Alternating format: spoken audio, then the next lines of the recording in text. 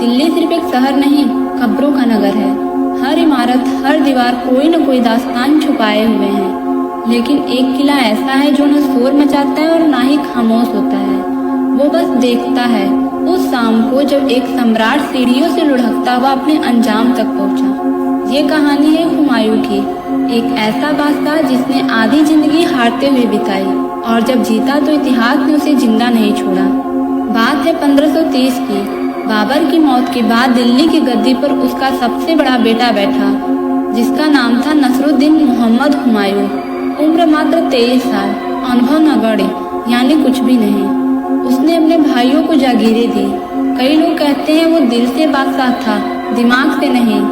कोमल, कला प्रेमी, धार्मिक पर युद्ध में कमजोर। उधर अफगान सेनापति शेर खां, जो बाद में शेर शाह बना, उसकी ताकत का हर दिन मजाक उड़ा रहा था।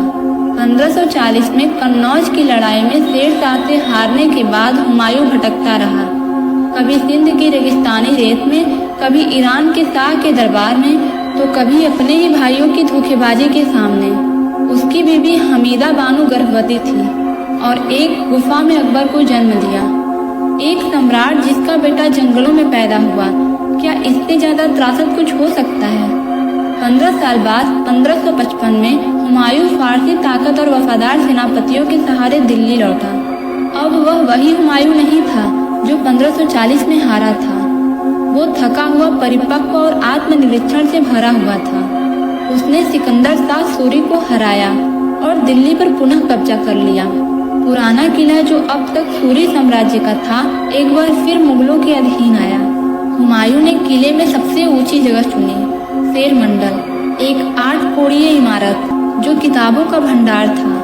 वो वहाँ बैठता था, तारों को देखता था, खगोल शास्त्र पढ़ता था, फारसी कविता में डूब जाता था। कहते हैं उसका दरबार तख्त पर नहीं, किताबों में बसता था। उसे जुनून था, इल्म ज्ञान का। वो किताबों को चुनता था, अजान होते ही उन्हें आदर से उठाकर रखता था। लेकिन शायद यही आदत उसकी मौत की वजह बनी। 24 जनवरी 1556 हुमायूं ने शाही दरबार में कहा, मुझ पर अल्लाह की इनायत है, अब मैं दुनिया और आत्मा की गहराई समझना चाहता हूँ। 25 जनवरी को उसने सभी सेनापतियों को दिल्ली से बाहर भेजा, अकबर को सुदूर पंजाब में बैरम खां के साथ। क्यों? क्या वो जानता था कि कुछ घटने वाला है? 26 जनवरी की शाम एक नई किताब उसे भेंट की गई, फतहनामा ए नवाब। कहते हैं वो फारसी में लिखी एक ऐसी किताब थी जो हुमायूं को बहुत प्रिय थी। शेर मंडल के ऊपरी कक्ष में वह किताब लेकर गया। लंबा रेशमी चोगा पहने, सिर पर भारी पगड़ी, हाथ में किताब। अजान की आवाज आई। हुमायूं जैसे रोज करता था, घुटनों के बल बैठ गया। लेकिन तभी चोगा सीढ़ियों में उछल गया, संतुलन बिगड़ा और सम्राट 40 फीट ऊंचाई से नीचे आ गिरा। घायल लहूलुहान चुपचाप। हकीमों को बुलाया गया, ताबीज बांधे गए, दुआ पढ़ी गई, पर हुमायूं 3 दिन तक बिना होश के रहा। 27 जनवरी 1556 को उसने आंखें बंद की और इतिहास का सबसे बड़ा रहस्य पीछे छोड़ गया। इतिहासकार सवाल करते हैं, क्यों अकबर को पहले ही दिल्ली से बाहर भेजा गया था?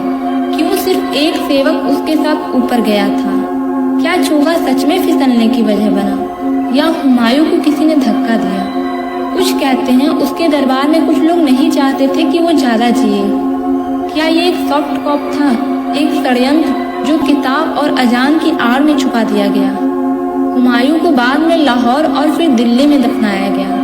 हुमायूं का मकबरा दिल्ली में आज भी है, वही जिसकी प्रेरणा से ताजमहल बना। पर वो मकबरा चुपचाप है, जैसे पूछ रहा हो, मेरे मालिक को किसने मारा? शेर मंडल अब भी वही है, सीढ़ियाँ अब नहीं चढ़ाई जाती। सरकार ने रोक लगा रखी है, पर रात को वहाँ से एक धीमी सी आहट आती है, जैसे कोई कह रहा हो, मैं गिरा नहीं था, गिराया गया था। तो दोस्तों, ये कहानी आपको कैसी लगी? क्या आपको लगता है ये हादसा था या इतिहास की सबसे शांत साजिश? अपनी राय कमेंट सेक्शन में हमें अवश्य बताएं और वीडियो पसंद आई हो तो like, subscribe, comment and share अवश्य करें।